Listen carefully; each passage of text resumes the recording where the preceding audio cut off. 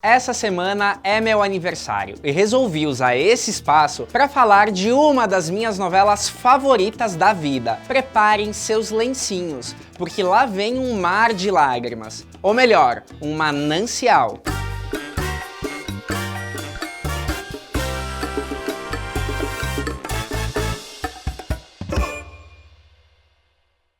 Inscreva-se no nosso canal, deixe seu like e seu comentário. Clique no sininho para ser avisado a cada nova atualização. O Almanac Latino também está nas redes sociais. Siga-nos no Facebook e no Instagram. Outro dia eu estava comentando com um amigo meu do quanto eu curto as novelas tristes, bem dramáticas. Manancial é um prato cheio para aqueles que gostam de novelas com a pegada da emoção. Padre, contéstame. ¿Fue él? Sí, él es el desgraciado que abusó de mí. Esse foi um caso de uma novela que fez muito sucesso no México, mas que no Brasil não deu certo. Francamente, nem entendo o motivo até hoje, porque recentemente eu revi a novela completa e posso garantir, a trama segue incrível. Essa é uma história original de Cuauhtémoc Blanco e Vítor Manuel Medina, e que também contou com a colaboração de Maria del Carmen Penha nos roteiros. Os três autores cravaram um estilo próprio ao longo dos anos 90, emplacando muitos sucessos. Eles retratam muito bem a cultura interiorana do México e foram criando algumas marcas registradas em suas histórias, que curiosamente até então ainda não haviam ido parar nas mãos da produtora Carla Estrada. Con razón saliste de la casa con tanta prisa.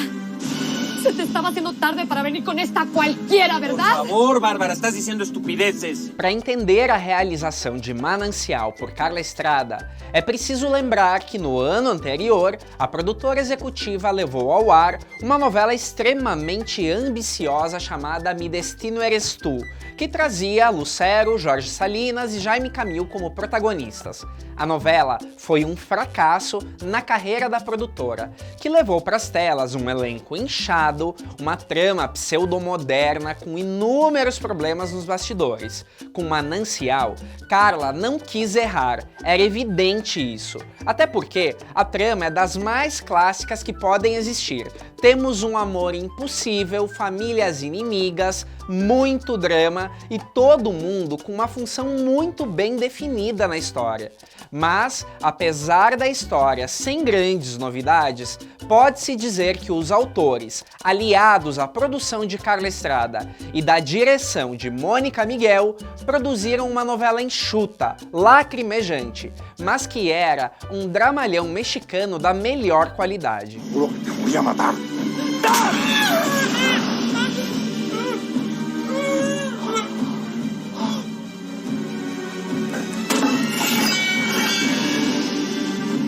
No México, Manancial veio para levantar a audiência do horário nobre, que estava combalido depois de dois grandes fracassos de audiência. Era aquele caso de novela certa na hora certa. Até porque, de cara, a trama já te pega pela emoção e momentos de extrema violência, como a perda do braço do vilão Justo Ramírez ou o estupro da protagonista Adriana.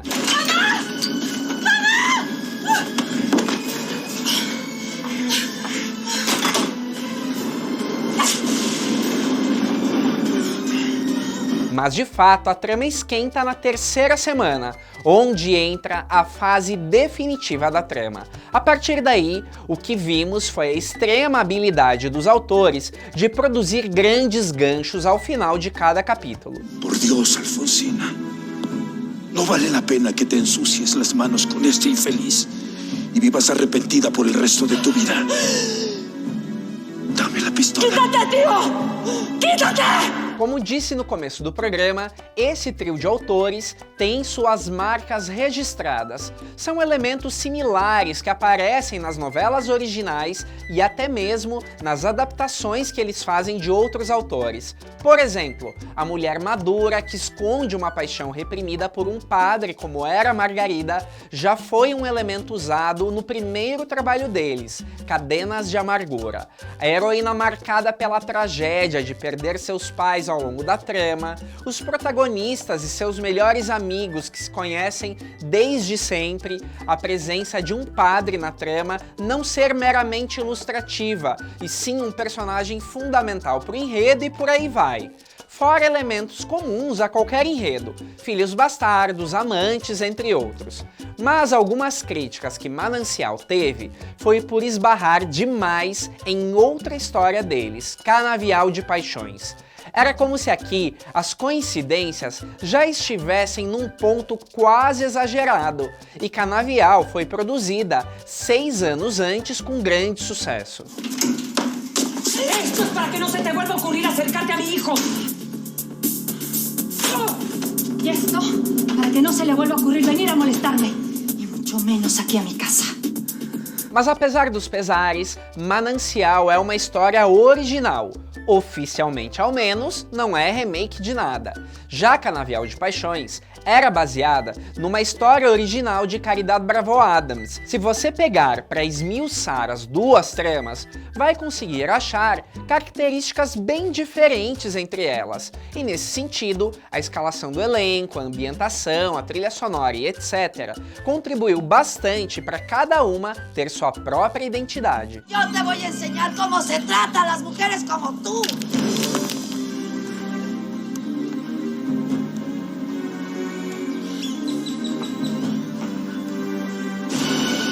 E falando em elenco, Carla Estrada foi certeira em suas escalações. Adela Noriega voltou com seu papel mais trágico e denso, Adriana Valdez, jovem corajosa apesar de ter sido ultrajada no passado. Na minha opinião, esse foi o melhor personagem da atriz, onde ela demonstrou uma grande força em cena. Maurício Islas ganhava o horário nobre vivendo um protagonista, e saiu-se muito bem. Jorge Poça, Patrícia Navidad, Karime Lozano, todos irrepreensíveis em seus personagens. Os primeiros capítulos ainda contaram com a participação de César Évora e Azela Robinson. Essa atriz, aliás, deu um grande show. Sabe aqueles papéis curtos, mas que valem por uma novela inteira? Fuera de mi marido Rigoberto, que paz descanse. Nenhum hombre me había tratado como tú. Gracias. A mí me pasa lo mismo. Mas 3 atores veteranos merecem citação. 2 deles vinham de muitos papéis coadjuvantes e aqui tiveram uma oportunidade de chamar a atenção do grande público. Olivia Bucio viveu a comovedora Tia Gertrudes, outra que não parou de chorar a novela inteira. E Alejandro Tomassi finalmente tinha a chance de mostrar seu talento com o grande vilão Justo Ramírez. Daniela Romo, que havia vivido grandes protagonistas do passado, começava aqui sua caminhada pelos papéis de mãe, de vilã. E que grande papel! Ela colocou tantos elementos próprios nessa composição que, ao meu ver, ganhou ainda mais prestígio como atriz. Porque es la verdad que ya es hora de que asumas tu responsabilidad. ¿Cuál? La de mi infelicidad. Apesar de toda a carga dramática e tristeza da trama, eu creio que o tema musical gravado por Luiz Miguel destoava um pouco do espírito da coisa. Amor, amor, amor era alegre demais para uma novela como Manancial. O pouco alívio cômico que a novela tinha seria a personagem da atriz Silvia Pasquel, Pilar, que era uma perua meio inconveniente. O forte de Manancial era fazer chorar. Tanto que, sem qualquer peso na consciência, os autores ceifaram a vida até de personagens que o público gostava, como a Tia Gertrudes. E o que dizer da trilha de Jorge Avendaño para momentos como esse? Tía, contéstame. Tía, contéstame, tía. Tía, dime algo. Tía, contéstame. Manancial foi o autêntico novelão mexicano para ninguém botar defeito. O melhor, a trama bem escrita, sem encher linguiça, que você nota nitidamente que sabiam onde queriam chegar. Bem dirigida, bem atuada, bem produzida. O pior, possivelmente, é ser eterna e, convenhamos, justa comparação com uma história anterior. Adiós para los dos.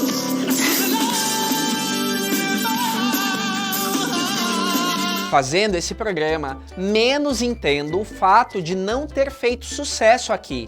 Seria o excesso de tragédias? Seja lá como for, a novela recuperou o amplo reconhecimento pelo trabalho da produtora Carla Estrada, que provou que não é porque a novela não tem grandes novidades que não pode ser um excelente trabalho. Para você, qual o melhor e o pior dessa obra?